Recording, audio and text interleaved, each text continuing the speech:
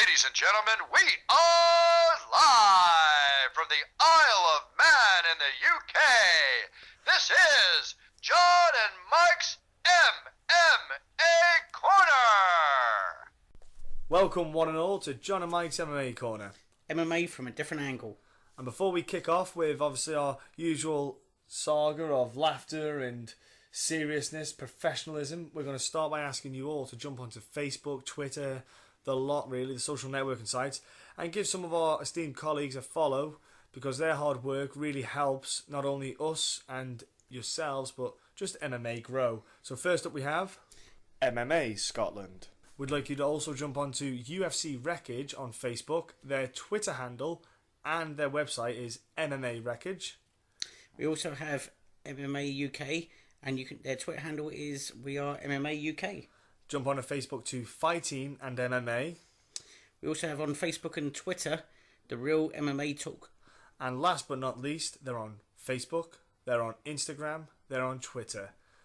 Can't miss them. If you like a giggle, you like a laugh, jump onto Funny MMA, kind of putting a light-hearted view on the aspects of MMA and the goings-ons. I thought it was serious. Exactly. So that's what you want to jump onto. Now what we're going to do is jump straight in to this week's edition. Okay, here we are. UFC Orlando happened. Last UFC event of the year. The only thing coming up now is Rizin, which is the Japanese promotion, which is the new Pride, let's say. But they're not quite Pride because they've announced that they are, or Fedor announced that they're doing stringent drug testing. Well, isn't that what Pride did? They did the testing. They just didn't. They just didn't prosecute anyone afterwards. Yeah. So yeah, they went. Your piss isn't orange enough yet. Yeah. So they that's all that's left for the end of the year, really. But don't worry, folks. Yeah, January the 2nd is not far away. January 2nd is not far away. That fight is absolutely obscene. Looking forward to that. Cannot wait for Lawler and Condit to get it on. Now we have got a couple of guests on today. We've got Mr. Ricardo of the Lamas coming on and he chats with us. We'll obviously talk about the UFC Orlando results, and then we've got Mr. Rick Roufus, who comes on to have a little chat as well. Then we'll go to the roundup. I suppose what we'll do, we'll just start with Ricardo Lamas. I suppose that's a good thing to do. We'll start with Ricardo, then we'll shoot to the Orlando card. So, like we said, Ricardo the Bully Lamas, 145er, who's recently defeated Diego of the Sanchez. Yeah, and in a decision win. Do you know what? He's got a lot of things to be looking at, because there's been a massive change around at the top of the 145ers, and he might just fit in there quite nicely. So here is Ricardo now. So we'll say festive greetings, Ricardo Lamas. Thank you for coming on to chat with us. We'll say festive greetings because it's more politically correct, Mike, isn't it? You see. Well, I'm none of them, so I'm none of the above. You're not correct in any way. No, you're not. No. But Ricardo Lamas, it's coming to the end of the year 2015. We thought we'd chat about what's happened and what's going to happen in 2016 with yourself. But at the current stage, the most important question is, have you got all your presents? Yes, I actually just bought the last present about a half hour ago. I'm done. I just have to wrap a couple things, and I'm ready to go. Yeah. And have you seen Star Wars yet? I have not. One of my brothers is a huge Star Wars fan. He's seen it, so he wants to go see it again, and he's trying to find a weekend where we can all go together. But I heard it was really good. Yeah, did you know that? No, I won't say it. Yeah. I haven't seen it yet, but I couldn't help but find out what the twists and turns were, so I went on Google and cheated. Well, yeah, couldn't help but find you. Yeah, it's you know when there's a big fight on, but you can't see it because you're working or something like that, and you think to yourself, well, I'll watch it recorded and I won't listen to the results, and then you end up doing the play-by-play on the sites anyway. It's a bit like that. Yeah. You can't go on the internet for a second if you're waiting to watch fights or something like that, because people send out spoilers all the time. Yeah, it is. Yeah. People are a little fuckers. Yeah. I'm not saying that I ever happen to go on Fight Pass or anything like that when I'm at work. Well, that's the problem I was going to say. It's when the fights are on, you kind of think to yourself, even though, because we're in the UK, and obviously the fights run at silly hours, I cannot avoid social media. I will have to wake up whatever time and find out the results. It's like I'm a heroin addict. I can't miss out. I have to know then. I can't wait and till you're homeless. And I'm homeless and I'm a heroin addict, which helps. But I can't help but want to find out. You know, it's one of those things. I think you can't find out 10 minutes later. You have to find out now. You know what I mean? If it's happened, you have to know. You know, is great about it. You know. So, are you a bit of a fan, Ricardo, when it comes to when you're not fighting, when you're not in fight camp, so to speak, when you're not got some like your goal set on a target to kill someone? Do you fall into that kind of fanboy kind of chill out, watch the fights in the evening? Definitely, yeah.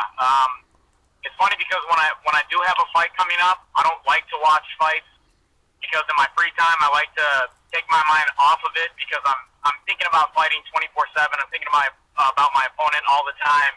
So when I'm in fight camp, I try and stay away from watching fights. But definitely when I don't have a fight lined up, I definitely love to hang out with my friends and watch the fights just like any other fan. So 2015 has been a pretty good year for watching fights, not just with the UFC, but just in general. Anyway, it's been all around the world, and especially in the 145s. So there's been a lot of movement. There's been a bit of movement, but for you, Ricardo, how do you feel your year has went personally? Obviously, your end of year from the start of the year to the end of the year. How do you feel when you look back at the year gone? It was I had some ups and downs this year. My fight against Chad Mendes didn't yield the results that I wanted, but I bounced back with a good performance against Diego Sanchez. So definitely ups and downs, but it's part of the sport, and you have to take it in stride and really learn from those downs and really enjoy those ups that you have. So I'm coming off a good win, and I'm glad I get to spend the holiday with my family now, kind of worry-free. I don't have to worry about training for a fight right now, and just relax and enjoy my family. Now, what I liked about the Diego Sanchez fight was the actual time period you had off from the Chad Mendes fight. You were very... I don't know if that was because you chose to have that time off, but I thought that was what helped you out a lot more. Smart. Very smart decision. Like some fighters, they feel that they need to get back in there straight away to kind of rectify it. And I'm always one of them guys. I know people have got to pay bills, but I'm thinking if you've had any TKO or any knockout incident, you need to go and take an extended break. Let everything come back fully 100% and then get back in there. Was that a choice, was it? Normally I don't look to jump right back in the cage immediately. You definitely need some time off. But that much time I actually took off because my wife was pregnant. I had fought in April. She was due in June. So I really spent those couple of months just getting the house and getting my life ready for my son that was coming. He was born June 22nd, so that's why I had to take so much time off. I just kind of had to make that change in my life and get ready for a child and make that change into being a father. And, it was definitely a lot of work that I needed to put a lot of time into. So that was the reason for the lengthy layoff. I suppose having a child makes MMA a hell of a lot easier, really, in comparison. Right, yeah, it does. The toughest job in the world is taking care of a kid, man. He keeps me on my toes 24/7. Yeah, I was going to say, there's no off period with that one. No, there is no off time with that now. So Diego Sanchez came down to 145, and everyone was super curious about how he would perform. He looked good. He did look good, and I think that was a great testament for you as well to come back, because I think Diego Sanchez is one of them guys who people can get sucked into Diego's game, and that's a huge thing about him. It's almost like the Diaz brothers, where you can get enticed to what they want you to do, and you did a very smart, very efficient performance, and that's what I was very impressed with myself. Anyway, I don't know how you were, Mike. Yeah. I thought it was very good that you stuck to your own game rather than get suckered into the Sanchez brawl. Yeah, which looks amazing on telly. Yes, when you're not fighting him, sometimes he ends up on top, but no, so well done on that one. Yeah, that was something that I anticipated going in. I've been a fan of Diego for a long time. The guy is a warrior. He's a great fighter. And who doesn't like to watch his fights? They're always exciting. That guy could be bleeding from every hole in his body, and he'll still keep coming forward and attacking his opponent. And I knew that it was going to be like that. I knew that he was going to try and kind of wave me into a bar fight. But I just prepared mentally, I'm pretty strong mentally. A lot of guys would get taken out of their game. Like you saw Michael Johnson against Nate Diaz last weekend. Mm-hmm. Nate started with the trash talking, and you could tell that it affected Michael Johnson's performance. He got sucked into that whole game, and Nate got into his head. I'm pretty very strong mentally, and it's hard to take me out of my game. So for me, it was just a matter of staying calm and not getting dragged into a bar fight. And I knew that if I stayed technical, that I'd walk away with the victory. And a part of me still wanted that we did have some great exchanges in there, and giving the fans what they wanted to see. But I felt like I was being pinpoint and precise, and that's also a great style of fighting to watch. Is watch someone. It's almost like an art form when you can fight that way. Demetrius Johnson, I like to say, is that probably the perfect example of he comes in, he does what he wants to, and gets out, and then someone's punching thin air after him. He is a masterclass to watch. You're catching dust and smoke, aren't you? Yeah, that's to me that's awesome to watch, because that person has mastered that style of fighting, and it's beautiful when you watch it. Now this year has been, you could say, the year of the 145 division. Oh, and obviously due to your friend, one of your closest pals, I'm sure you're always chatting away to each other every other day, in the shape of Conor McGregor. It must be. It's one of them ones where it's obviously you look at him and you see, right, he's winning the fights, he's getting paid, and you guys are like, come on, this is killing me. Like we've been throwing ourselves in there, and we should be getting paid a bit more. But then again, he's put the spotlight on you all as well, a bit more than there was beforehand. In a way, does it gripe you a little bit to say that? Would you say that you're thankful in a way for what he's done?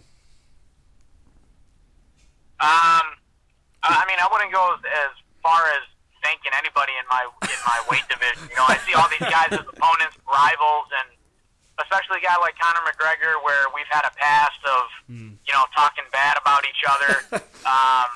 No, there's no thanking there. There's only a wish of punching him in his mouth, and he did a great job. He's been doing a great job in his career with what he's been doing. He did a great job against Aldo. But I've been asking for that fight since before he started getting all this crazy money pay. I'm not looking for a payday. I'm just looking to punch the guy in the mouth. So he's at the top of the division right now, and eventually I'll get there. Yes, there was a remarkable, beautiful video made. I do recall. Yes. That is something that comes to mind. But yeah, he's one of them ones that, like, for example, he's now getting attention from the 155 is obviously, but you got 3 guys calling him out on the weekend just gone. So, and you're wanting a bite of him as well. It must be a list of people that want him. It must be a nightmare trying to get your name to the top. What I was going to say was the weekend before that, when the actual fights were on, you had the 3 fights back to back.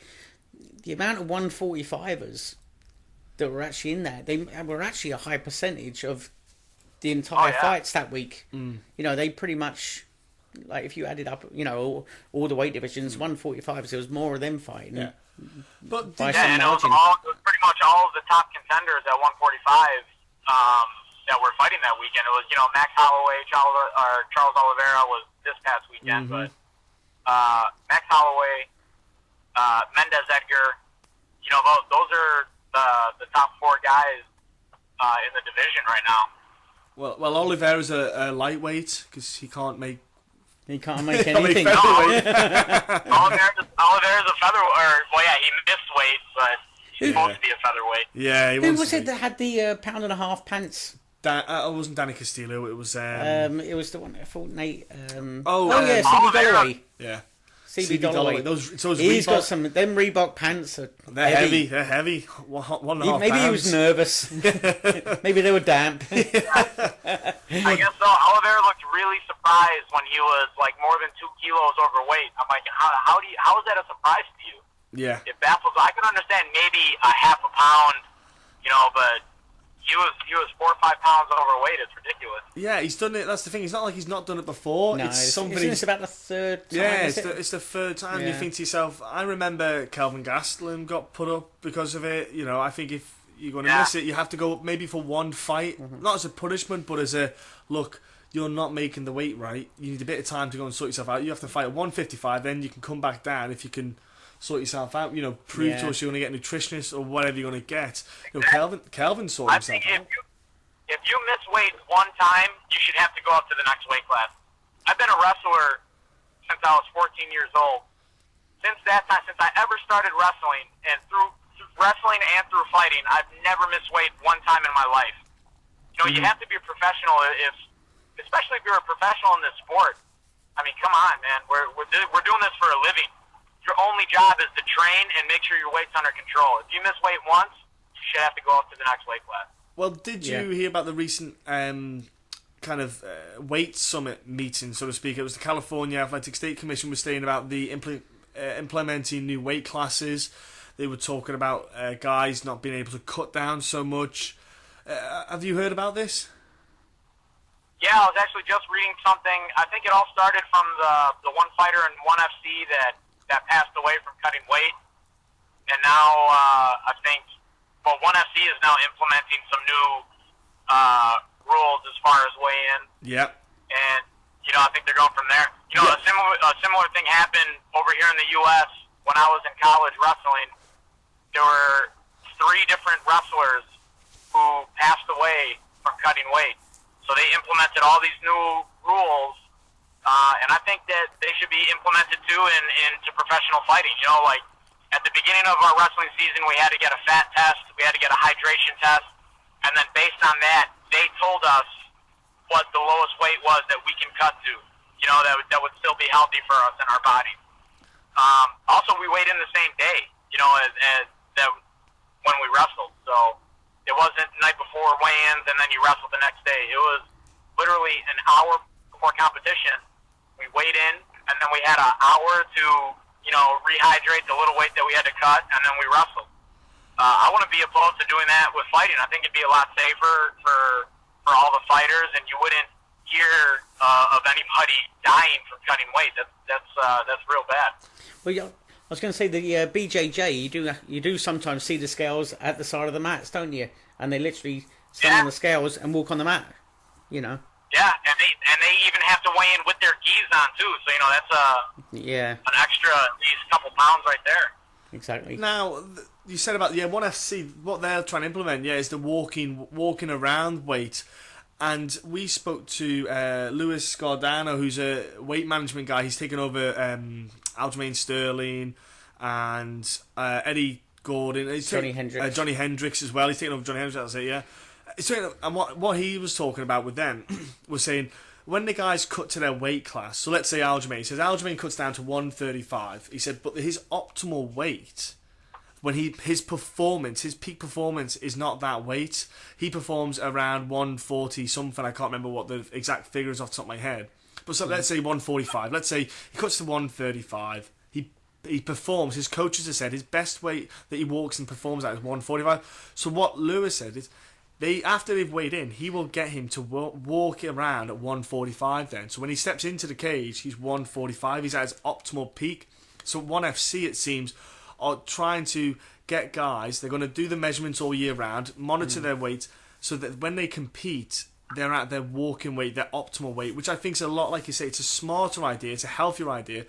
My worry with the same day weigh-in is that you are going to get Tom, Dick or Harry who's going to take that risk, and they're going to want to step in by cutting. Yeah, and they're going to be dehydrated on the day. If they're dehydrated, it's not... With wrestling, they're not getting strikes to the head now. To be fair, there's some absolutely beautiful slams it'll take down. Yeah, I was going to say, you might get dropped in the head a bit, but... with that, with that worry of the combats, the strikes to the head, is the worry that's what causes the kind of dangers. Yeah, and you're not getting a shin to the injuries. chin or anything. Yeah. No, you're not. So I think what they've said in California is they talked about implementing. It sounds crazy, weighing in 3 days before, but then you have time, because doctors have said it takes more than 24 hours to fully hydrate. So you would weigh in 3 days. You have to hydrate till you fight, but you can't go over X amount on your weight, which I think is a bit of a fuzzy part of that. But I like the fact that it's being talked about and people are looking to act on it. People are going into the fight healthy. Yeah, I mean, I think no matter what rules they implement, we'll see, if you can't weigh over a certain amount, I think we'll still see guys passing that amount.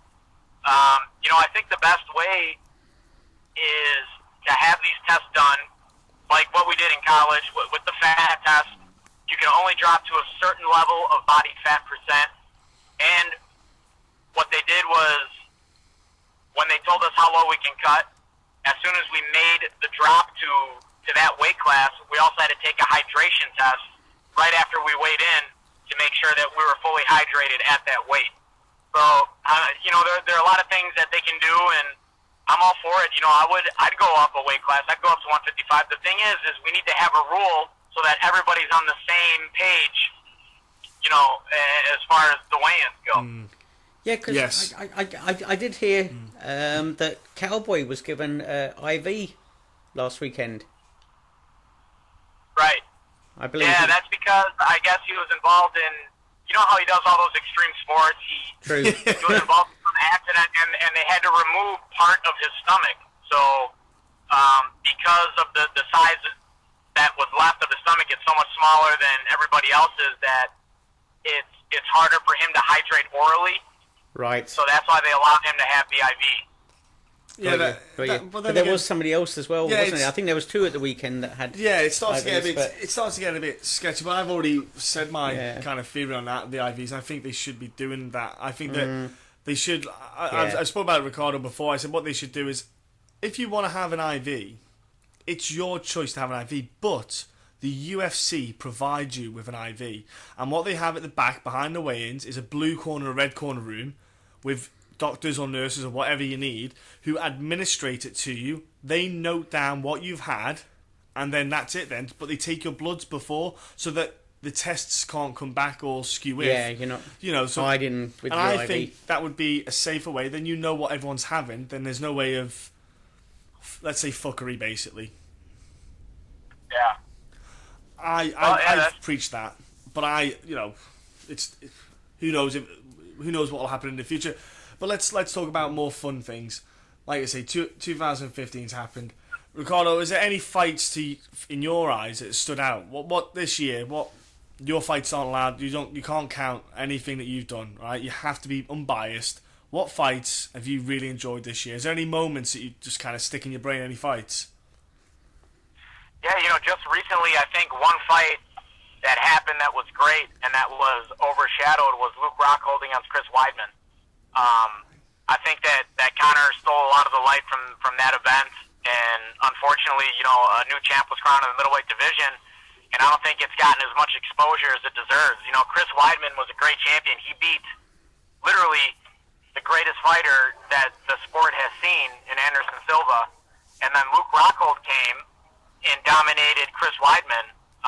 That was something that really stuck out in my head, and I don't think it got enough credit as it deserved. Yeah, I was going to say, the thing, I mean, I was fortunate enough to be live at that event, and I remember Chris Weidman doing the kick, and it just looking quite pitiful at the time, and then everything just went doubly wrong from there, and thinking to myself, he's not going to throw that kick again ever in his life. Doesn't matter what he does, No. Even drunk on a stag do, he's not going to throw that kick. Yeah, and like you said, Ricardo, Weidman was the man who stopped Anderson twice. Made it look easy. Yeah, he stopped Anderson twice. Yeah. Vitor. Well, but the thing is, it's not the peak Vitor, is it? He kind of grabbed him, threw him to the floor, pinned him down, and just unloaded on him. As much as I didn't like what Vitor was doing, I did enjoy watching juiced up to the gills Vitor Belfort. That was one hell of a guy to watch. You kind of think... Yeah, it reminded me of the old Vitor Belfort when he was 19 years old on, you know, blasting through everybody in the UFC. Yeah, tank. Yes, walk around like a light heavyweight with no neck, just traps and a head. Yeah. Yes. Oh. Yeah. He was like a He-Man figure, and I miss Blitzing Tank Abbott, you know, and Vanderlei. Yeah, that was awesome. That he blitzed loads, but yeah, that was back in the day when, you know, probably everyone was juiced. What? Are you trying to say that Kevin Randleman was not eating? Okay, maybe not him. Veg? Maybe not him. Kevin Randleman. What are you trying to say? God. Mr. Universe, like yeah. What are you trying to imply? That fight. You say he stopped Lyoto Machida in a hell of... Well, he didn't stop Leo. Sorry, he had a war with Machida, and he had some great fights. But then, like say, Rockhold just came around, and now that fight should have been stopped in the third round. Oh yeah, that's the one little thing you think to yourself, Herb, we love you, Herb. I love you to death, mate. But that was one little hiccup. Yeah, I think he was enjoying watching that fight too much. I think he must have been like, dude is getting smashed. Yeah, ding ding. Somebody should stop this shit. But the thing, that's the other thing. That weekend you had that week you had Tony Ferguson and Edson Barboza. It was a crazy week, I tell you. That was another great fight. Going under the radar. Tony Ferguson fight. You know, Tony Ferguson is that guy's a monster, man. He puts constant pressure on his opponent. He breaks his opponents with his pressure. Yes, it's crazy. And it's the variety of attacks that he comes at people with. I think that's what's so beautiful about him, is that he doesn't have a rhythm. Yeah. The only rhythm he has is you can't read him. You can't read him. Well, you know he's going to come forward. That's the only thing you know. The problem is you don't know what the hell he's going to do. When he kept going for those leg locks, those knee bars on Edson, I thought that was fantastic. Yeah, he mixes it up really well. And then you got to look at during the course of the year itself. Oh well, we had Holly Holm knocking out Ronda Rousey. Yeah, holy crap! I don't care who you are. I don't care if you had bets on it or anything. No one had Ronda Rousey losing that fight. No one. You know, yes, I know people made money on that fight, but they didn't think they were going to win. You know, so it's 12 to 1. Yeah, 12 to 1. Crazy odds. Yeah, and to be honest, it only ended up. I mean, it was wider than that. It was only because people threw money at it because it was so good. The odds would change. You know, it wasn't because people thought that she had a chance. And we look at it now, and now people are saying with the return that Ronda Rousey doesn't stand a chance. Yeah, but she is. So the amount of switch in the bookies, she is the favourite still. Though Ronda is. Yeah, but let's be honest. You know, people that bet aren't always the ones that know. Like Ricardo, when it comes to the women's division, what do you make of, for example, like, you know, when you saw the Holly Ronda fight, but then again you got Joanna Jędrzejczyk in 115, who, even as a man of I'm 200 pounds, I would not want to be punched in the face by her. Yeah, she is something else, man. She's probably my favorite female fighter to watch. She's exciting. She brings the fight to her opponents all the time, and she's fast. And you know, the term "hits like a girl" does not apply to her. You know, she throws everything with bad intentions, and she definitely does not hit like a girl. Oh no, she doesn't. And the beautiful, when you see her striking, you can hear it like release that anger when she's throwing strikes. And you're just sitting there going, I do not want to be any of those girls' faces. And there's always another one behind it. Yeah. There's always, you know what I mean? It's never the last shot. It's that beautiful... You know. I love the fact that she's got that beautiful jab to the stomach that she throws. Like, when she's just picking... Like, she's just breaking her opponents down after she's snuffed out all her takedown attempts. Love watching her fight. Like you say, she's so... You just think to yourself, if you give her the time, she will literally wreck your face. She'll rearrange your face for free. Yeah, she's awesome. I tell you what, we've had a lot of titles change hands this year. I think it's 7 champions have changed hands this year. So, right, so we've had the last fight of the year. Well, in UFC. In the UFC, because you got Risen coming up. Yeah. So, at the end of 2016, who do you think's still champion? Yeah, who can hold on to it for the year? Well, I think it depends on who gets set up to fight with who. You know, it's hard to call that because you don't know what the matchups are going to be. But man, that's a tough question. Okay. I've got it. John Jones, Daniel Definitely the Cormier. 145 pound.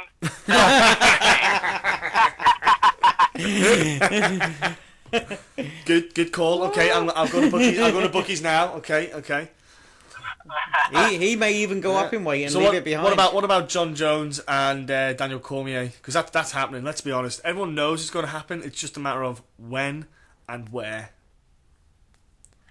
I think that if I had to pick someone, I think Jones would take it. I mean, he made the first fight look fairly easy for him, and he was dominating Daniel Cormier where Cormier is strongest. He was taking Cormier down, and that's something that I didn't think was going to happen. But John Jones just has a special way of finding ways to make good fighters look bad. Have you seen how jacked he is at the moment as well? Have you seen it? It looks like he's changed his medicines anyway. Yeah, I've seen the videos. It looks like he's putting a lot of work in the weight room, and it's paying off. It looks like. And he's saying that he's about 220 odd pounds, so he's around the same weight as he used to be, except that there was a beautiful interview that he did with Ariel Helwani on the MMAfighting.com, I think it is. You can find on there. It was a beautiful kind of openness that he came out with. It was not like it wasn't like Lance Armstrong scripted kind of thing that he did with Oprah Winfrey, where he sat there and went, "Yes, I did." And it was all like, yeah, okay, mate, come on, can you just come out a bit more? John Jones, he just freely was open about it. He was saying like, yeah, he was basically saying I was the Chuck Liddell of the modern day, because Chuck Liddell would go out and party like a motherfucker. You know what? It was fun though, and Chuck was fun as fuck to watch as well. But yeah, here's another one then. I'll tell you another question. Now we've seen a couple of guys. 2 trains are cut. Yeah, we've seen a few guys testing the open market at the moment. Yes. So. Yeah. What names do we think will leave the UFC by choice to another promotion? Fucking hell, Mike. A bit heavy with this. Bit heavy, aren't we? I know. Hey, I might not be able to get hold of him next week. You're going balls deep with this one. That's a real good question. And there have been guys complaining about fighter pay, and they believe they should be getting paid more. Jose Aldo is one of those guys. He said he's been quite vocal about how he thinks he's not getting paid fairly. But I think it's a chance that he in the future could leave. I don't know where he's at in his contract. I don't know how many fights he has left, but I could see that happening for some reason, him going to another promotion. There are a handful of guys, like you say. Overeem's just done his last fight on his contract, and to be fair, he's on mega bucks. He was on big bucks because he signed over from Strikeforce, you see, and he was on big bucks when he signed over, and that was the contract he had.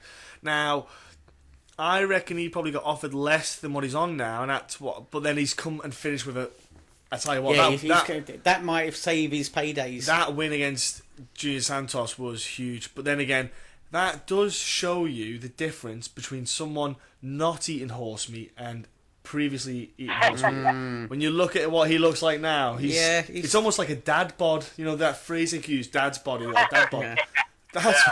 He hits like a tank still, don't get me wrong, but he's got a dad bod, hasn't he? Let's be honest. Yeah, he definitely doesn't look as filled out as he used to, but he did great against a dangerous opponent. I've heard it's healthy bread that he's eating now. Healthy bread, yeah. He was very calculated in his approach in that fight, and you had to be, because, let's be honest, Dos Santos doesn't mess around when he throws his strikes. But it was such a quiet first round, and because the pair of them. But I wouldn't want. If I was either of them, I wouldn't want to get hit by either one. No. I'm just going to take my time, and hopefully he slips and falls. I can jump on him. But it was sensible. All it took was a moment. It did, just one moment, perfect moment. Yeah. I'll just swing my left hand and hope I crack him on the chin, and he did. He did. He sent him flying. Now I thought that was a spot on end. Do you know why? Because it's Dos Santos as well. I didn't want that fight going any longer because he's taken a lot of hits. Yeah, he's taken more shots than Rambo's target. Yeah, so I was like, Dos Santos, maybe it was good that he got out there a little bit earlier, but it opens up as well now that Dos Santos isn't that number 2 guy. That he's not got that label of always being number 2. No. Which is always kind of stuck on him, and I'm glad that's out of the way now. The signs were there after he fought Miocic. that all of a sudden there wasn't that gap. Yeah. You know, because he used to be like a solid number 2, and there was a gap above and a gap below. But now he's, you know, when the Otich fought him, It's changed. It's changed. It's great. It's great. It shortened the distance, and now it's been passed, you know, and bridged. But yeah. Sorry, Ricardo. Have you got to shoot? Have you now? I'm sorry? Have you got to shoot off? Have you? It sounds like you're moving around. No, I've got a couple more minutes. If you guys got a few more questions. Ricardo, we've got loads of questions. Do you know what we'll do, Ricardo? Because we're nice guys. We'll wrap it up now, and we'll get you back on another time, and we'll ask you more. That sounds great. That's how we plan. You know, we know you've got to go and wrap up presents. It's a busy time. Ricardo, before you go though, have you got any social media sites that people could jump onto, like Twitters, Facebooks, all that stuff? Yeah, you can find me on Twitter. My handle is @RicardoLamasMMA. It's the same for Instagram, and then my Facebook fan page, Ricardo the Bully Lamas. Just check out and give it a like. Super stuff. People jump on, give that man a follow. And obviously, do you want to give Reebok a shout out for being such great sponsors to you? Yeah. Thanks, Reebok. what sort of sneakers are you wearing right now? No comment.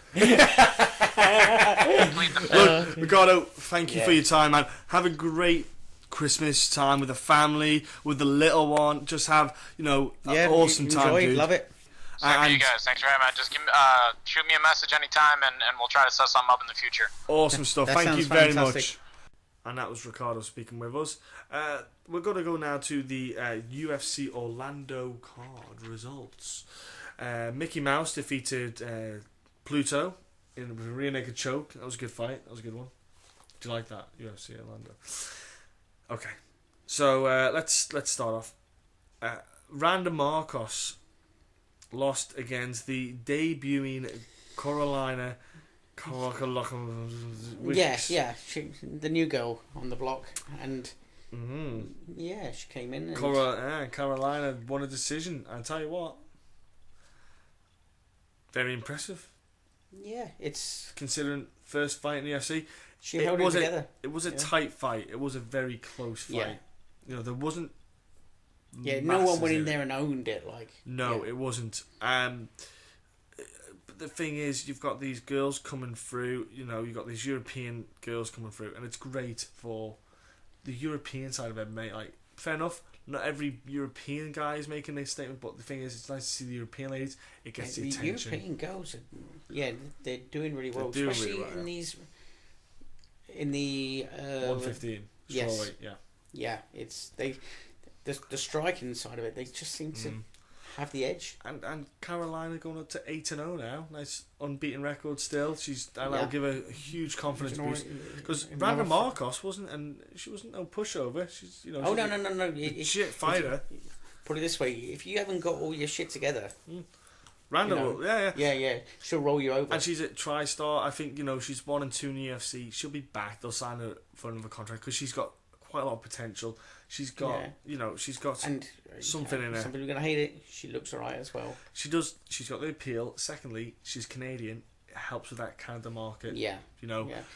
And they need her. And she's got skills. She does. She just didn't have have enough to win it. Just not enough to have a win this time. Next up was a quiet fight that no one really will talk about much, but Nate Diaz versus Michael Johnson. I tell you what, that was a pleasure to watch that. That is how the best, like people talk about their endurance, with the Diaz brothers, they talk about their endurance, their striking and their jiu-jitsu. I think their biggest skill is their ability to take people out of their own game plan. And get them to follow Smack yours. talk. Well, the smack talk's a big talking point as well about them. That's not something people don't talk about. It's huge. A lot of people talk about that. I know, but when it comes to fight night, how they can, make their fight be the fight that goes down. And it just, you could see that Nick got into Anderson Silva's head, and with this fight, it was the same again. And you know what? It was a fun fight to watch. Oh, it was such a good fight to watch. Nick Diaz looked absolutely fantastic as well. His conditioning, I've never seen Nick Diaz look that good as well. Like, absolutely great conditioning he's in. Do you know what else? That guy can talk. Well, unfortunately, anyone watching Fox doesn't know. Well, they did because it got. You had to watch online. it live, but Well, if you saw any reruns, you might have got a bit bleeped out. Yeah, Nick Diaz. Yeah, after the fight, Nick Diaz, he put on a great fight against Michael Johnson. Now, Michael Johnson, though, I love the guy to bits. I can't believe he didn't at least maybe try to mix the fight up, get the fight down. I know Nick's got a nasty guard, but get him down, get some points on the board by getting the takedowns, stand it back up, and just get Nate thinking. Sorry, he was landing the leg kicks very well, Johnson, in the first round. He really did lay off them after a while. Nick Diaz, though, did put a beautiful execution of boxing on Johnson, and obviously a lot of smack talk. Yeah, I was going to say, and he climbed at his head and played with his buttons. You know, I think that Johnson just let that fight get away from him. I think if he'd executed what he was doing early in the first round, all the way through, it would have been probably, would have been a better fight for Johnson. But Nick Diaz started to apply himself, and it worked. And like you said, at the end of the fight, he ran his mouth to call out Conor McGregor. He heard McGregor in there amongst the fuck and the shit and all the other words he was saying. And do you know what? That's an interesting fight. Do you know what? Two shit talkers against each other. That's the thing. It gets interesting now because of the performance Nate Diaz just came out with. If Nate hadn't have done that performance, it wouldn't have been as interesting. But he came out, looked fantastic, great conditioning, and do you know what? That's the problem. It sells. And what you got to remember, the UFC is all about the money. Yeah. And they know that fight. The thing is, you can't have those two guys though stand off to each other because you know they're gonna shut down. It's not that Nate Diaz ain't the kind of guy who's going to stand there and take anything. He would just punch someone in the face, and you can't do it because commission will come in and the commission will ban it, and the fight will happen. You can't put them face to face. You have to have a screen between them. You know, you can't do it. Like John Jones and Daniel Cormier were bad, but they will be worse. For as long as you've got a hole in your ass, you know that Conor's going to shit talk his next opponent, whoever that is, and the one after that, and the one after that. Thing is, you're right. With Nate Diaz, he'll smack you in the mouth. There's two guys that I think would turn around and just punch you, even though they know it's just smack talk, fight build up. That's Donald Cerrone and it's three Nate people. Diaz. Nick and Nate. But Nick's not going to fight Conor. It's just I'm talking about with Conor. Everyone else would know that's Conor, and it wouldn't get punchy. But with those two guys, I think they would just turn around and they'll just smack him around. You. I love the idea of that fight. It's one that you can do. Whether it will happen, I don't know. Yeah, I think if Conor does go up, they will try and engineer him straight into a title shot. Yeah, because you can't lose that. You can't because you can't afford him to lose. Again, I've said this before. You can't afford him to lose financially because if he does, that whole you spill the drinks. Yeah, you need to get him straight to the title shot now. Well, you've only got to look at Ronda Rousey with her loss. Up until the moment she lost, or up until the moment that fight started, everyone was saying Ronda Rousey was unbeaten. I mean, I can remember a time where people were saying, would she go through her whole career umbarring every opponent in the first round? Yeah, well, she did. Do you know what I mean? She was So doing pretty well, that's how unbeatable she was. Now, no one picks her to beat Holly Holm in the return. No. So next up, you got Junior Santos and Alistair Overeem. Yes. Two guys who looked so different now that these stringent testing's coming in. They both look so different. Yeah. And although it wasn't super exciting at the beginning, no, it was very interesting because you got an Alistair Overeem that was showing patience and clearly almost trying to counter anything Santos. Well, no, the pair of them were very cagey in the first round, and that's not being ironic because they're in the cage. They were both being very. Basically, they were just trying to find each other's distance and timings and movements, and find if there's any gaps or holes in the way they present themselves in each other. And that first round was a feeling out process because, as experienced as they are, those guys can bang, and when they hit, it hurts, and they can know that they have the power to knock each other out. So, like you say, second round. Then they started to test out. Then they started to throw out the jabs. Then they started to throw out these movements. Then they started to throw out these shots. Dos Santos probably threw more kicks in that fight than he's probably thrown in his whole career. It's weird, really, wasn't it? It was weird watching it. But it was good to see that he is throwing those kicks, and I think that's probably gone considered a change up in camp, maybe. Well, he did. Where they've said, look, you've got another couple of weapons there, use them. Well, he did finish Mark Hunt with a spinning heel kick. Exactly, which was probably the only kick he's ever thrown. But I think Dos Santos could. I don't know. If it sounds awful, but I don't know if I want to see him fight anymore. Yeah, you make it right. This guy's been in. Christ, yeah, he's been in more wars in Europe. It's a 2 wars with Kane. Where he took punishment beyond any man should take at least one time. He was too tough for his own good, and then you had the Miocic fight as well, and that's when you saw the signs were there in the Miocic fight. You could see he was a little bit off his self that we knew beforehand.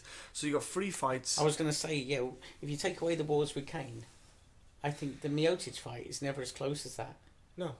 I think there wasn't as much left. The junior would have finished him back then. Oh yeah, the junior before the Kane fights would have finished Miocic. Probably not even a fair fight. No.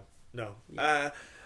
So that's why I had no problem with the stoppage, and I also feel like I don't know if I want to see Junior back in. I know he will be.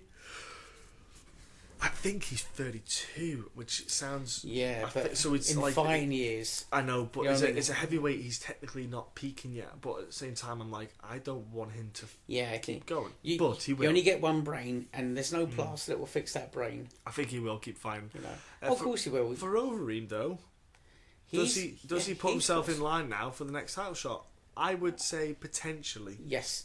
I think he might just pick up the spills of what's left over from this, the Kane versus Verdum.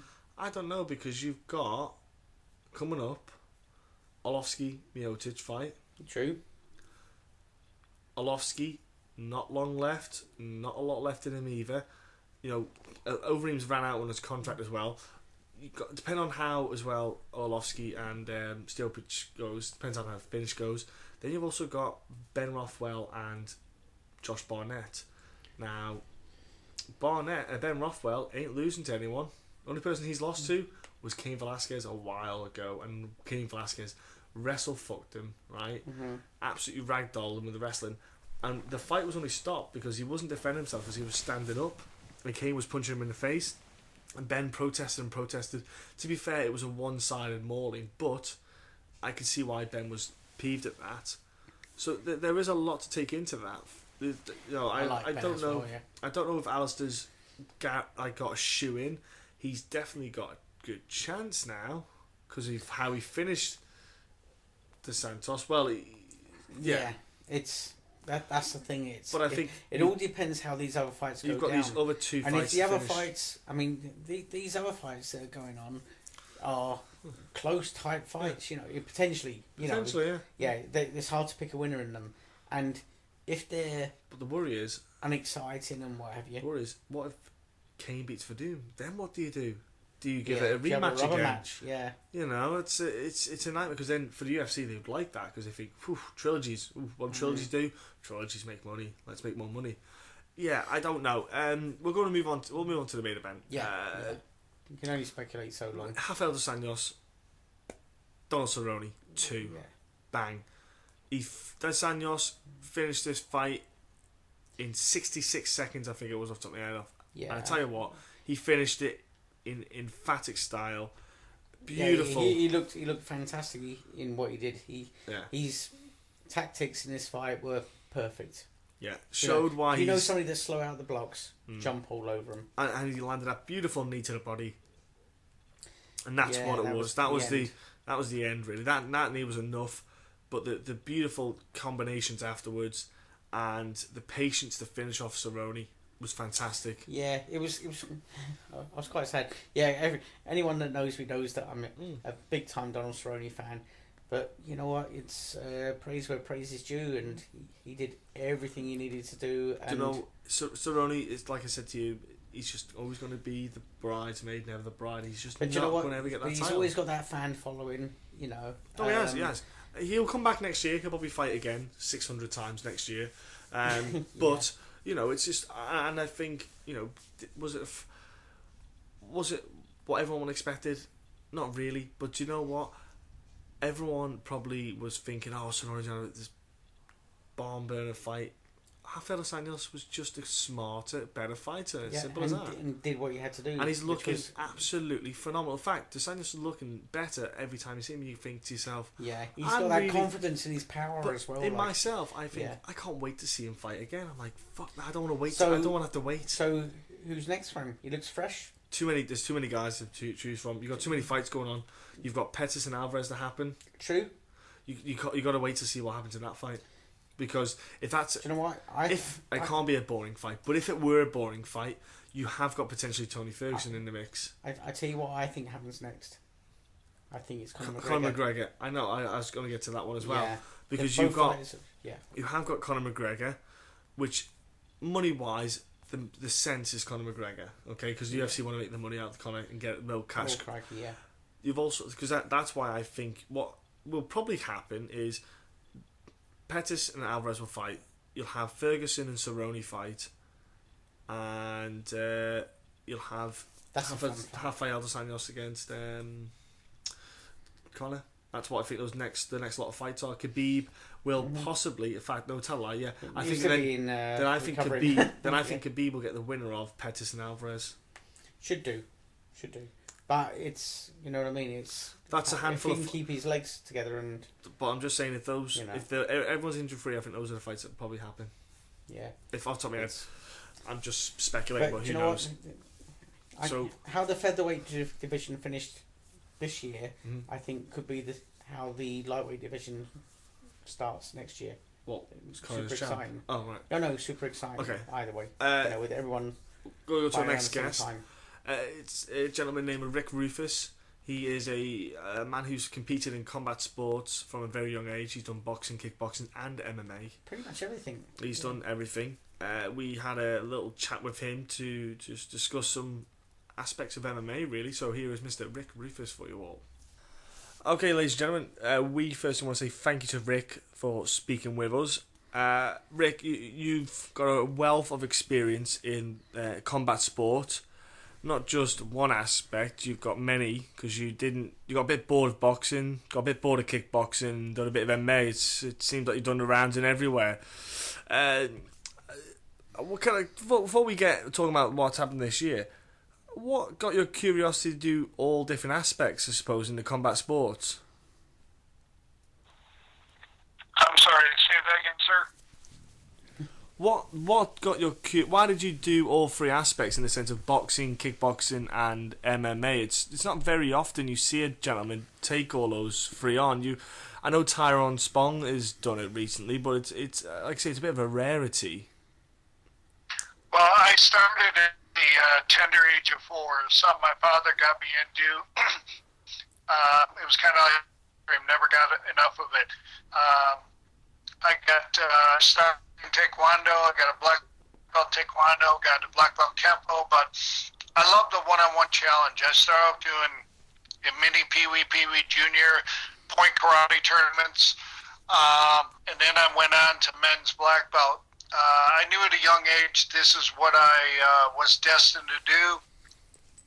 I also decided if I wanted to go this route. I also boxed in Junior Olympics, Golden Gloves, all that. But at 18, I chose to go into professional kickboxing. Is this like the American kickboxing? Was it that? Yes. Yeah. Now, where you kick above the belts and you had to make hard kicks around, and you wore safety kick on your feet, shin guards, boxing gloves, hands taped, everything. Just like pants and foot guard and all that. So I suppose then with the year, it's about 5. You're only a young spring chicken yourself. You've got a few years' experience under your belt. I imagine then with your knowledge, you must be kind of quite sought after then with people then for advice on technique and obviously teaching and stuff like that. Do you find that? Have you transition over from competitor to coach a smooth transition? Did you find anything like that? Well, where I am, I live in Arizona, and jiu-jitsu and wrestling and grappling is king here. And it's been kind of hard to fit in because, you know, a lot of there's Gracie Jiu-Jitsu here, Hoist Gracie Jiu-Jitsu, and it just they're king here. Ah, right. So the striking world is really sort of battling to sort of well, that's the thing. I keep would its head have. above water, then I Well, suppose. I was thinking. I would have thought maybe like an MMA club would want to look after your skill set in a way that they could take you on as, like I say, a striking coach. You know, you still have the jiu-jitsu side of things, a wrestling coach, a jiu-jitsu coach. Have you not? Has there been any offers? The problem is, you know, I think what killed the sport was when they took away all the sponsors. You know, I had went out and interviewed at Team Alpha Male. He was bringing in 4 or 5 different guys. I don't know if he's made the decision yet. I still stay in touch with Uriah. It just, and another, they just don't pay. And, you know, I get calls all the time from guys, hey, will you work with me a set? I'm like, well, great. When, where, and how much? Well, I can't pay you now. I'm going to have to wait till after the fight. I'm like, okay. Yeah, you still got to feed yourself, haven't you? Yeah. You know, at the end of the day, and Yeah. you know, and obviously, if their fight doesn't go successful, then it's. I feel it's a bit of probably a waste of a skill set that you've got, really. And I'd say not like a knowledge. You know, it's when you've got someone with what you've done. I feel like you could give so much to someone who's potentially just on the up. You know, you could critique people. I imagine you're a fan of the combat sports. You watch guys on the rise, and you probably notice a handful of flaws in their in their arsenal. Yeah, I was at the lab for a while, and there was, you know, quite a bit of talent there.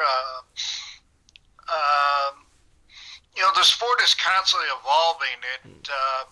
The game seems to be almost a fast-paced K1 fight, but the only problem is MMA fighters don't throw more than 2-3 punch combos. They just don't. It's either 1 and 2. You never see guys rarely throw that many more than them punch, kick, punch combos. And that's just because obviously the risk of a takedown or or getting hurt. Is that? Do you feel because that's potentially because of the 4-ounce gloves? True. Yeah. Because obviously you can't block as well as if you had your boxing gloves, which would be 10 or 12 ounce, which there's a lot more coverage, so to speak, around the head. Yeah, absolutely. So since the years of, I mean, when you look back at yourself, you were around in an era where I think striking on the whole was a much more interesting era. You know, I look at the striking world now, and I find that boxing isn't as interesting as it used to be. I mean, you know, and even some of the strikers within MMA as well. I mean, you had guys back then that would, like, you know, almost must have been frightening to face, you know, whereas now everybody's got like a more of a mixed game, shall we say, you know. But yeah, it's like you came from that era where I think it was a lot more interesting. And how do you find things have changed over the years yourself? Yeah, I mean, it's totally a different style. I mean, when I fought, it was the best of the best, the creme de la creme. To this day, I'll go on record, the best fighters, bar none, and the toughest SOBs are the Dutch, without a doubt. Hoos, Kamen, Arts, Bonjowski, there's nobody that even can hold a candle and come close to any of them guys. Yeah, the Dutch style kickboxers, the guys that come out of there, even Alistair Overeem, you know, he's... Yep, him too, yep. Like, his kicks, holy crap, that guy, like, his knees are probably some of the most devastating knees I've seen. And what's beautiful is he's been able to transfer it over from pure comp striking only to MMA, which is not easy considering, like you say, the risk of the takedowns. He's one of the few that's been able to, mix up that kind of striking. And something else about Alistair, after he tested positive for his dodgy milkshake, shall we say, I thought we were going to slowly start seeing the end of him after he had a couple of losses. But he seems to have had a bit of resurgence, and he had a fantastic weekend. As a matter of fact, I'm at my buddy's house right now. He just had on Fox, and I just rewatched him and JD and DeSantos, and I just made a comment. I said he has become a better technical fighter going to Winklejohn's, and he's not out there taking chances, and just he's now reading his opponents and picking them apart, and he's fighting very smart. Yes, yeah, he's showing a patience, and before he was almost being bullied. And I think that like Dana White and some of the UFC people get mad, but hey, when you're out there against a guy that big and you're out there throwing punches and kicks, there's no way anything can happen in a heavyweight fight in 4-ounce gloves. You get clipped, you're done. You're done. It's your life on the line. You're the one that has to ultimately live and die with the sword. And if you decide to make that punch or kick and take that chance, and that guy makes you eat it, then you bought the whole ball of wax. Yeah, I agree with you on that one. It's like you say, it's 4-ounce gloves, and those guys are huge. It's no matter how, even if they throw poor technique, it's still a lot of weight and a lot of force coming at you. Well, to be honest, you do see an awful lot of poor technique in the heavyweight division, and some of them do have success, to a certain degree. It's only when they move up to that sort of echelon, But DeSantos has got very good boxing, very good hands. So Alistair Overeem did a beautiful fight in a sense. It wasn't the most exciting, but it was beautiful in the way that he, like you say, he just took his time. And he was kicking more as well. And he found that spot. Well, yeah, DeSantos he was throwing more kicks, whereas normally he likes to stay on both feet, Well, DeSantos is, because he's got the boxing background, he's got the heavier footwork, which is set up for the kicks well. Yeah. He likes to sit on that front leg when he throws those hands. But, that's just something I've noticed with DeSantos. He's been susceptible to the leg kicks, but not often people throw them because of the counter right hand that DeSantos can throw. Yeah. Right. It's a very tough one that you got to be careful with on that one. Rick, do you watch, obviously not just the UFC? Then I imagine you watch all the combat sports still. Are you just like a fanboy as well? I've been doing this forever, and I've watched fights since I was a little kid, and all the big fights you get excited to go see and watch, like Mayweather-Pacquiao was the biggest letdown. It just, I can take it or leave it. There's more to life than fighting. I've lived and died for this sport. I gave my blood, my heart, and at the end of the day, you realize there's more to life than fighting. So, if a fight's on and I'm not busy, I'll watch it. And if I'm busy, no biggie. So, I have to admit, I think everyone feels the same way about the Mayweather-Pacquiao. Even Mayweather and Pacquiao feel that way. Not Mayweather. even his last fight, that was terrible. I don't even think I watched that. It was just terrible. And I don't know, boxing misses the mystique of like a Mike Tyson or a Vander Holyfield. It needs a B12 right now, because right now it's, they say it's coming back, but I don't think the public relates at all with any of the fighters that are out there nowadays. They just don't. Well, I have a theory to this, and my theory is that your aggressive strikers, shall we say, or your aggressive fighters are going to a sport where they can be more aggressive, which would be mixed martial arts. So I tend to think that when they make that choice, that MMA is the way they tend to go. And obviously you'll have more of the purists that will go to boxing, but as far as your exciting, I can't deny that Floyd Mayweather.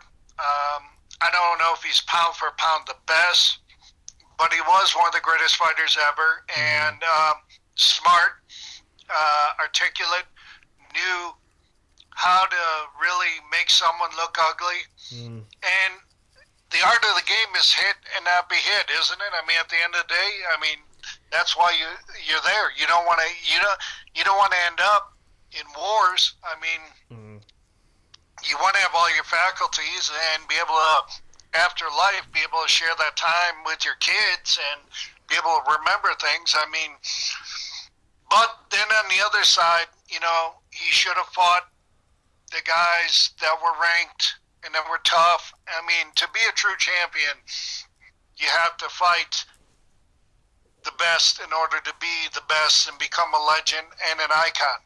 And, I always believed, I never believed in fighting ducks. I turned them down. I'm like, I ain't, nah. I always believed in come one, come all. I'll fight the best of the best. I don't care. And my record speaks for itself. I mean, I fought Ernesto twice, Cayman twice, LeBanner, who else? Musashi, Maurice. I mean, I've been in there with them all. And,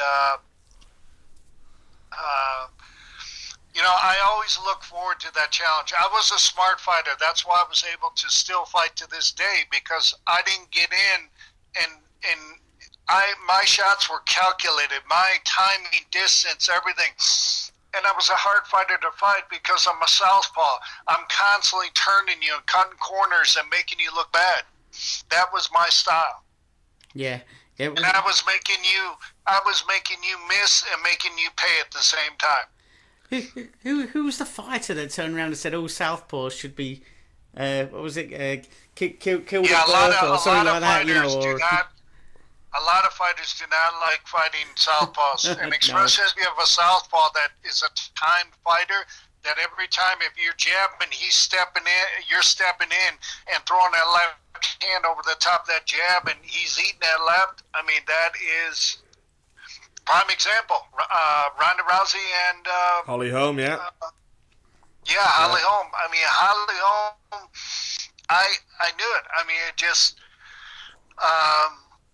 She kept her at arm distance, leg distance, and waited patiently. And I mean, and Ronda ate so many lefts coming in, and then finally the kick was there and it was over. I mean, that showed that Ronda's footwork was not to the level it needed to be at.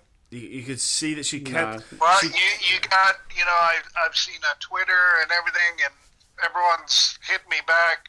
Are tagging me in all their things about, boxing trainers wanting to go train her and asking of me. I'm like, I don't know. I think she already announced she's gonna stay with that guy, and if she loses, apparently it's that's pretty much done. She is training. She is at Glendale at the moment, still training. But I've been critical in a sense of, I think that the Holly fight exposed the fundamentals that Ronda actually has. And here's the thing. She's not going to go right back in the gym. She's already said she's filming 2 movies and everything. Holly is going to go back in the gym, build off of what she already did, and get better and stronger, and see how she can even beat her better next time. So, and looks. If I was Ronda, I would cancel my 2 movies because this is my life. This is what made me to get to the movies. The movies can hold. If you're going to go back and vindicate, you need to sleep, eat, drink, Holly Holm, get in the gym, get your footwork, your timing, your distance, and everything right, or don't go out there and get humiliated again. That's just my 2 cents. Yeah, I agree. I think I think that her attitude towards the whole fight is that she should stand up for herself and say, I don't want to fight Holly yet. I need to go and ready myself. I want to go and do X amount of months sorting stuff out. Because the problem is, like you say, she's at Winkle Johnson. They're already building up a plan to beat her next time. They're already working. And she never has like an off period. You know, Holly Holm always looks in terrific shape. You know, she never looks a little soft on the edges, you know. And whereas Ronda Rousey does tend to... She's letting her weight fluctuate. I mean, don't get me wrong, she doesn't like balloon, but she does... You can see that she does have like an off period, you know, where she likes to enjoy maybe gravy on her potatoes or something. I don't know. But, yeah, it's... Yeah. And, you know, you got to look at the camp. You know, it's like, where was the game plan they had? You know, like, where was plan B? You know, when you heard what he was saying in the corner at the end of that, you know, first round, it didn't sound good, you know. And I just don't think they maybe had enough quality southpaw kickboxers either for Ronda to train against, because it clearly showed. Yeah, exactly. But anyway, you know, it gave us a talking point and a bit of a shocker for the year. You know, it did. And was there any? Obviously, there was that talking point, Rick. But was there any other things that stood out to you this year in that sense? Any kind of pivotal points? As far as what? In MMA, for example, any big kind of bouts that you saw that you kind of went, you know, this guy, something to remember. Yeah, like the kind of Holly and Ronda kind of thing. Well, I think again, Conor McGregor and Aldo, that was timing, and timing is something you learn from martial arts, point karate, and everyone says that wasn't luck, that was timing. He hit him, and you know he got caught. I mean, and that's something that is practiced day in, day out, not just taught one day. That's something that you develop and work over time. And Conor, that was a time punch. There's actually a video doing the rounds at the moment, and it's a split screen of the Conor McGregor-Aldo fight, of the finish, and Conor McGregor warming up in the backstage before that fight, and he's going through that exact sequence of slipping the shot and landing his own, you know, and he's literally just doing that one little piece, you know, and he's going over it, and you know, it's so for anyone that says that wasn't, you know, that was a fluke, no, there's no fluke in that, you know. No, they clearly watched the footage of they knew that Aldo, when he comes with that flurry, he comes quite headstrong and loads up and commits, like it was just there. So it was just research. They did the research on him. It was very clever. Yeah, and you know, I know they're begging for another fight. I don't know. I wouldn't be surprised. They're trying to get past in New York. If you see John Jones and Cormier and Aldo, I'm sorry, not Aldo, Frankie and McGregor fight. See, we want Frankie Edgar, because I love how he fights, like his footwork, his combinations, the way he mixes up the grappling to the striking, everything that Frankie does is wonderful to watch. And I think Frankie Edgar is Conor McGregor's Achilles heel. You know, I think Conor McGregor has a fantastic career as long as he doesn't face Frankie Edgar. Yeah, I think you could be right. Everyone has their kryptonite, you know. Oh, exactly. You know, it's like Holly Holm could be Ronda Rousey's. Well, you know, to be fair, if Ronda Rousey never faces Holly Holm again, she might never lose again. Chad Mendes, if he had a full fight camp and didn't come in on 2 weeks short notice, you would have seen what you saw for pretty much 99% of that fight against Conor was Chad just pinning Conor down and doing what he wanted. And he'd only have had to have done it for another round or so, and he would have had the points in the bag. No, but you don't want as long as he can then go on to the end, sort of thing. Well, you don't want to be standing up trading. You just want to keep doing that for 5 rounds, and that's what he would have. That's what he would have done. I think if Chad had a full 8-week camp, he would have just grinded Conor to the ground. Could well have done. But what I would like to see, I'd like to see Conor McGregor move up in weight and go up to the lightweights. I think he can have a bit of fun up there, and that way he avoids Frankie Edgar could go on and win the title, and reign supreme at 145. yeah, and Conor can go for that 2-weight belt, you know. But Right. I must admit, I also like the Rory McDonald fight. What? Rory McDonald, when he fought Robbie Lawler. Yeah, Robbie Lawler. Yeah, that was a moment of the year, I think. That was That was a hell of a fight. That fight, yeah. Yeah, not so much head movement in that one. No. That was more guts and glory, you know. It's a different type of fight altogether, that one. But For you, Rick, when you saw Pettis fight Dos Anjos, and you saw what was after that fight? How would you have addressed Pettis's game style when he fights someone like Dos Anjos? Because you know it showed that there was that when that constant pressure was on Pettis, it just wasn't suiting his style. I just was watching that fight. That whole card was just on here today, and the problem with Cerrone was he was going into his power. Same thing Pettis was doing. That's how he was catching with the left hand and the left kick and the left knee. Why Cerrone was going to his right when he should have been going to his left is beyond me. And that's exactly what Anthony did too.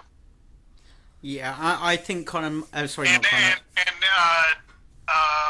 Dos Santos he ain't no joke. I mean, he's the real deal. Yeah, Yeah. he is. Credit's gonna be where credit due is. He's turned himself around since coming to the UFC. He came in at 0-2 in the UFC. He had 2 losses in a row, and then all of a sudden, over time he's just constantly, grown. I do also think that Donald Cerrone might have got a few jitters out back and brought them to the cage with him. It's okay, Mike. You keep telling yourself. You keep building No, yourself. don't get me wrong. I think that the problem was, and he already said in a article, DeSantis said, Donald starts slow. Yes, he does. Yeah, he needs a So round or two. He was going to jump on him and, go after him right away. So Yeah, Eddie Alvarez did it. Eddie Alvarez did it in their fight with Donald, where in the first round, Eddie just was blitzing Donald, and then Donald got into his groove in round 2 and 3. It was Right. it's happened before. Yeah, it's just if you can get that early head start, it does make a difference. You can, like Dos Anjos proved, you can catch him out. So for Pettis though, he obviously he wants to get back that 155 belt. If he has to go and fight Dos Anjos again, he's going to have he's going to have to change things up a bit. I would have thought. he what? You'd have to change things up to get that to win against Dos Anjos, because you can't go in with obviously with the same game plan as last time. Obviously you said about his foot, he was going into the power shots and everything. Do you think he has to change the style a little bit when he comes up against someone like him? I think that he's going to have to move to his left, away from his left side, to neutralize the power, because that guy throws a lot. He throws heavy shots, heavy punches, heavy knees, kicks. He's going to have to, I think, play cat and mouse, bait him in and out, cut the angles, and really set him up and get him thinking one thing and do something else. Do you know what? I think obviously those little intricate bits would make a difference in a fight. People don't realise it. Those little things you said there can change a fight completely. 2016 could be a big year for any fighter going into there now. Obviously, Pettis can come along after. He's got Eddie Alvarez next. If he can get through him, he probably gets a chance to get another stab at the bite of the apple. But Rick, 2016's coming up. What would you like to see happen in, let's say, boxing, kickboxing, and MMA? If you could have something happen in each one of them, what would it be?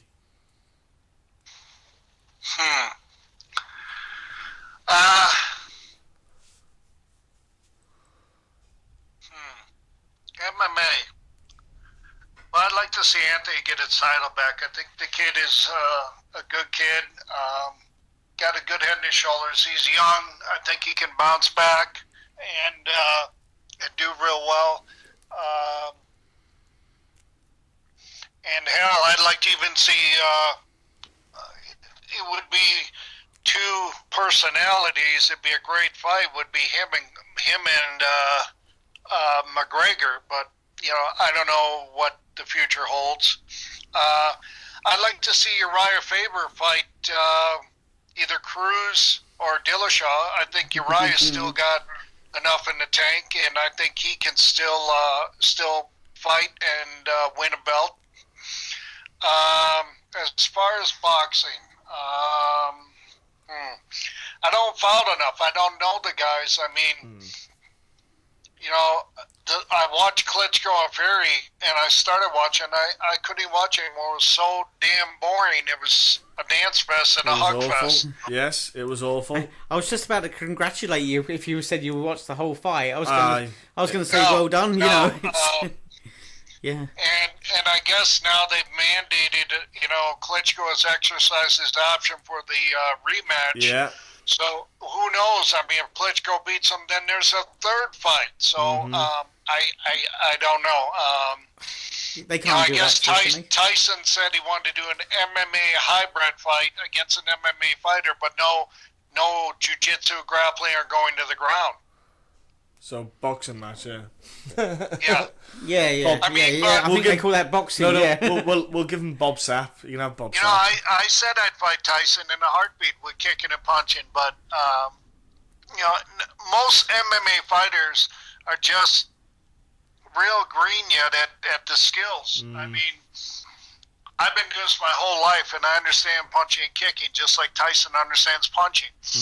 But for an MMA guy that's going in and he relies on his punching to get a guy to the ground and do his jiu-jitsu and wrestling, that's real green. That's real green, and I think that he would have a field day with a lot of those MMA fighters. Oh yeah. But at the same time, I mean, and plus those guys, a lot of them guys, don't move their head. No. The guys got to reach. A lot of guys don't slip. They don't counter. They don't bob. They don't weave. So it would be a tough night to watch Tyson beat the living dog up an MMA fighter. Yeah, it's a tough job watching Tyson Fury fight anyway, to be honest with you. But do you know what? It's nice to get an idea of 2016. In kickboxing, Go on. I don't know. There's a lot in the talks right now about PK coming back. I don't know. I don't think we'll ever see K1 ever again. It's on a lighter level, but it's real quiet. I think UFC decimated all stand-up sports. It just here in America, it's pretty tough to compete with UFC. It really is. And I'm going to go as far as it affected all the business aspect of martial art gyms, kickboxing, boxing gyms. I mean, there's boxing gyms that have had closed because guys have left, and now everyone wants to become a UFC fighter, and it's not that easy. I mean, you see these guys on a Thursday night trying to be a fighter. Everyone wants to be a fighter, especially everybody's a fighter, but how many really make it, get on the show, and go forward to that next level? I mean, very few. Yeah. Tiny. Yeah. It's a small percentage of the numbers, yeah. It's crazy. I must say... And, and in the beginning, you're robbing Peter, pay Paul, you're starving. Now the sponsors are gone. You're not getting help. I mean, you're chasing a dream that, hoping to get to the dream, and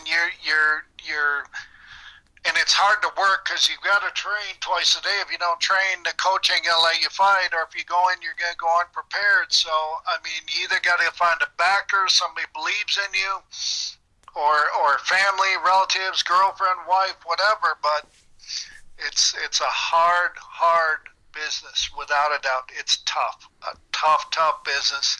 I think outside of the cage, the ring is tougher than the fight, without a doubt. It is. Yeah, I agree. It is very difficult outside. I I think, mean, you're up, you're down, you're in, you're out. Fight's happening, it's not happening. Be ready. It's just you feel like a pogo stick. You're going up and down all over. It's tough. It's a tough business. yeah, I think. I was going to say, and even if you do make it to some of the promotions, there's still not a lot of pay around. You know, it's like those days are gone. I think, and there's only probably a handful making money in the UFC too. Yeah. So. People see only the bright I lights. think out by you guys, another thing that's starting to get big, and my friend Bobby Gunn is trying to come out to bare knuckle boxing, isn't he? I've heard about this somewhere. I saw this on Twitter floating about. I have seen this. Yeah, I've seen this float around on Twitter a few times. I don't know.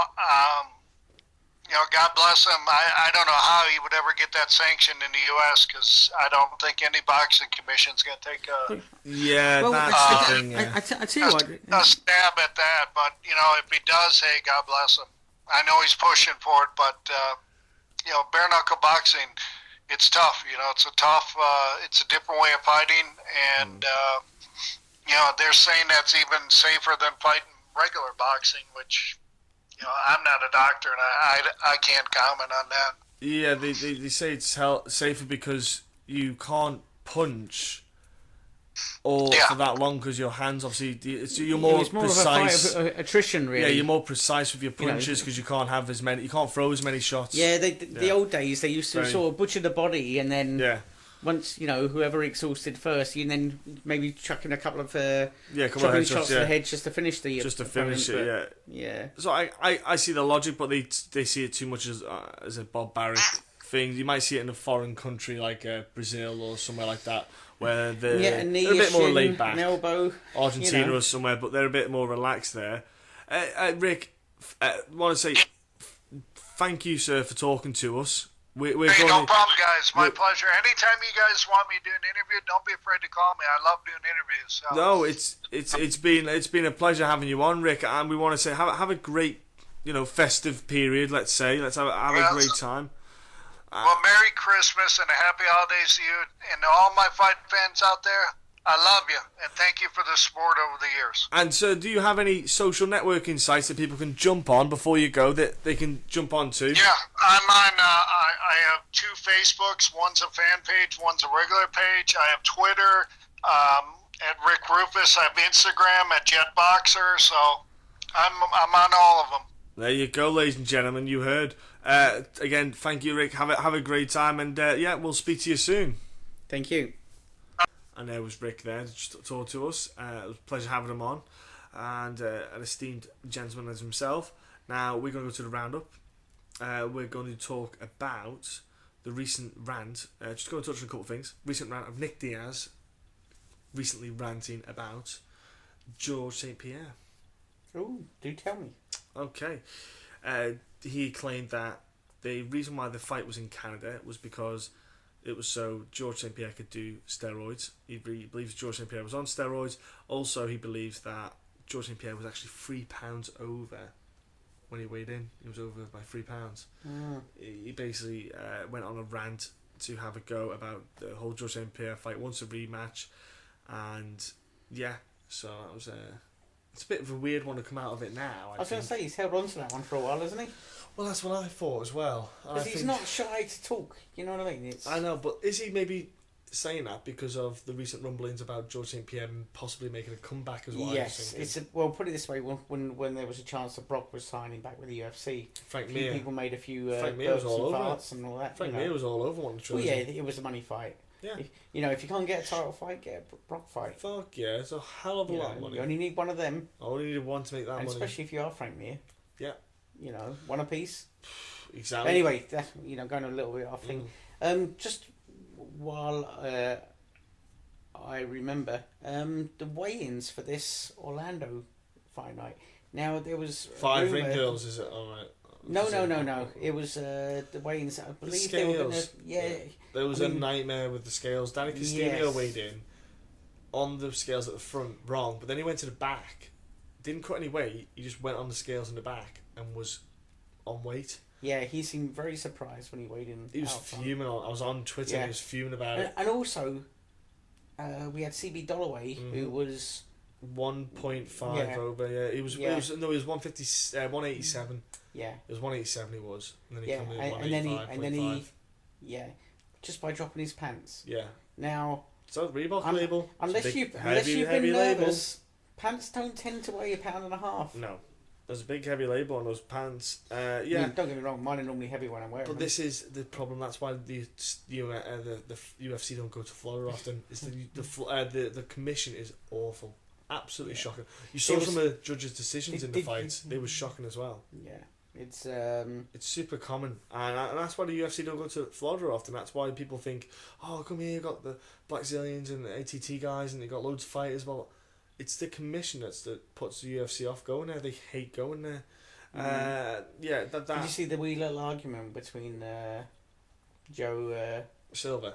Yeah, well, it wasn't. He's having a discussion about what was going on with the scales. Like, Yeah, but the commissioner just seemed to be a little bit sort of, he bit back, and I thought, ooh, well, I think yeah, you should be buying there, like, you know. Joe I mean, Joe Silver's no one to him.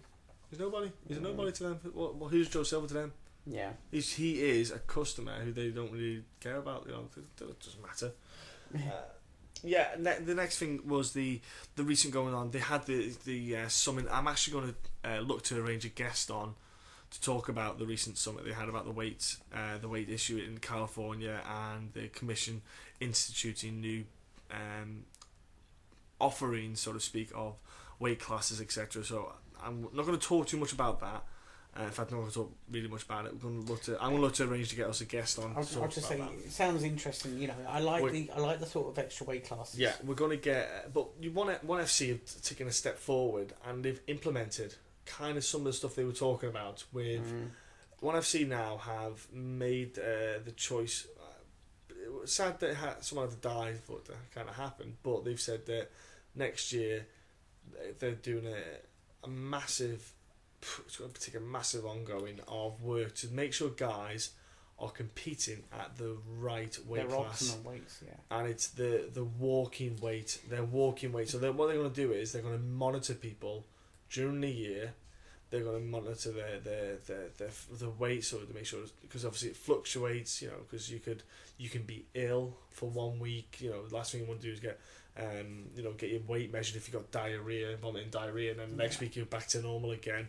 They're doing a lot into this. Again, they just released a statement. There's a lot of issues with it though, because it immediately voids the contracts that everyone signed to. To be honest, there's a lot in the possible pipeline, and I think it will take a lot of time just to sort of get around it all. But you know what? If you're going to have a tragedy like we've had, you at least hope for some good to come from it. Well, they've implemented. That's what they've stated. They've stated it's happening. So yeah, but the problem is maybe a new era. They've not announced what's, like I said, the contracts immediately become void. Also, because you've got to think as well, the champions that they've got, are they going to be the champions when because this isn't going to work? Well, there's a chance that the 170 division might be disappear. Well, no, it's not. And no, two will appear, isn't it? Mike, no, I'm not talking about this. What are you on about? I'm talking about ONEFC. All right. Well, I was just saying about in general. You know, everything. No, this is ONEFC, Mike. I'm talking about. Right. Yeah. I'm talking about how everyone in their weight class will be having to walk around at the walking weight, which means they won't be walking around. If you're fighting at 125, Mike, you won't be Sorry, if you fight at 125, I bet you don't walk around at that. That's what I mean. I bet I don't fight at 125. No, I bet you fight at 325 possibly. But yeah, that's what I mean. You don't. The guys who are the champions, what's going to happen to them? Because apart from Brendan Vera, who's in the heavyweight division, he's fine. You know, heavyweights are going to be okay, but other weight classes, I don't know what's going to happen with them. Yeah, no heavyweight ever died from dehydration. No, so I'm going to have to see if I can get in contact with someone at ONEFC and just try and maybe get those little questions answered. Break it down a bit better. Well, it's just not break it down. They've explained what they want to implement and what they want to do. But I must admit, I am glad that they're doing something about it because, Well, I think it's not the first death. It's been talked about, and it's just taken time for them to come up with something. It's not perfect. No one's got any perfect plan. No, they've done something. That's all it is. Yeah. And it's a start, so that's not a bad Step thing. in the right direction. It is. So we're going to give our festive greetings to you all. So have a lovely time, and we will speak to you all next week when we've got a couple more people on to talk, and we're going to, have a little chinwag about the past year and what's coming up. And we hope you all enjoyed this week. We certainly did. We had a great time. And we just want to get you, before you go, jump on your social networking sites and give these people a follow. We have UFC Scotland. We have on Facebook UFC Wreckage. Also, their website and Twitter is MMA Wreckage. We also have MMA UK, and their Twitter handle is We Are MMA UK. On Facebook, we have Fighting and MMA. And on Facebook and Twitter, we have The Real MMA Talk. And then last but not least, on Facebook, Twitter and Instagram, they're funny. They talk about MMA. It's funny MMA. Jump on. They'll give you a giggle. And let's finish off with thank you very much, everyone. We will be back very soon, won't we, Mike? Yep, definitely. Thank you very much, and goodbye.